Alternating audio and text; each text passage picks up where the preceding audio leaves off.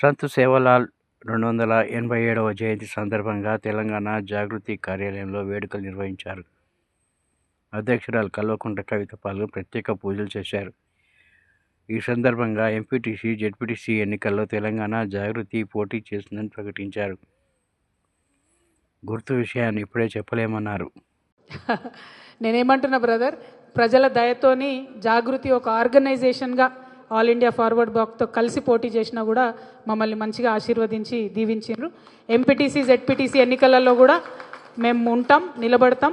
మరి అది ఏ గుర్తుతోనన్నది నాకు ఇంకా తెలియదు. ఎలక్షన్ పనులు అవుతూ ఉన్నాయి కాబట్టి అది పేపర్ వర్క్ లేట్ అవుతుంది, మీకు తెలుసు కదా నాకన్నా ఎక్కువ, కాబట్టి లేట్ అవుతుంది, ప్రకటిస్తాం.